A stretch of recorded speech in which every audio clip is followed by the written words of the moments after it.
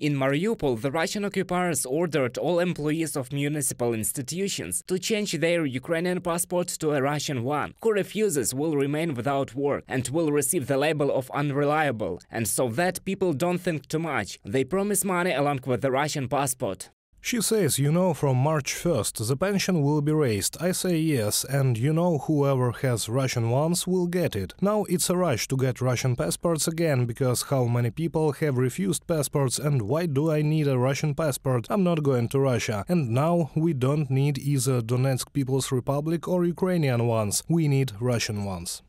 The Luhansk Regional Military Administration reports that in the territories occupied by Russia, representatives of the occupation authorities go door to door and offer people to get passports.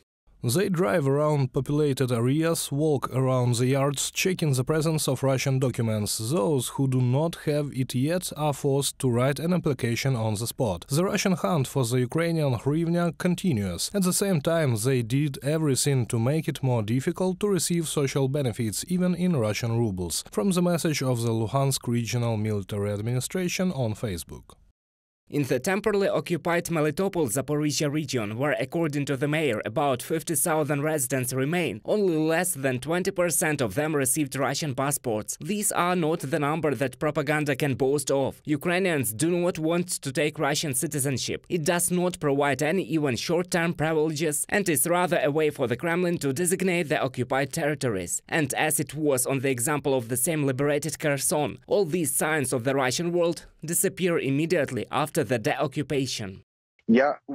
I am sure that our residents will definitely not do this on their own, so we urge our residents to leave the temporary occupation, but every day it becomes more and more difficult to do this. It also becomes more difficult to convey objective information to our residents. The Ukrainian government reminds that the Kremlin needs passportization in order to mobilize men into the Russian army, judge people according to the laws of Russia, that is, as it sees fit, and create a picture for Kremlin propaganda.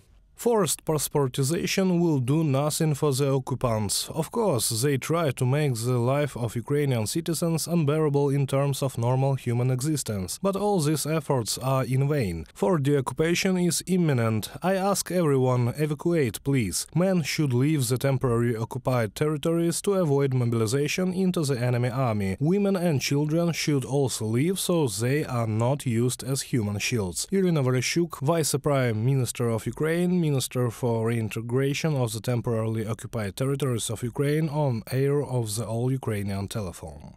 By the way, forced passportization is a time bomb for Russia itself. It does not guarantee loyalty to the invaders at all. Ukrainians can get Russian passports to survive. After all, the invaders do not allow humanitarian mission and do not allow Ukraine to help its citizens. But even from a pragmatic point of view, a Ukrainian passport is much more attractive. It let go to another country, find shelter and help there. Kremlin passportization in the temporarily occupied territories is a serious violation of international law. Kiev is already developing a bill introducing criminal liability for it. Reported by Roman Smoler, Yulia Bezborodko, UATV News.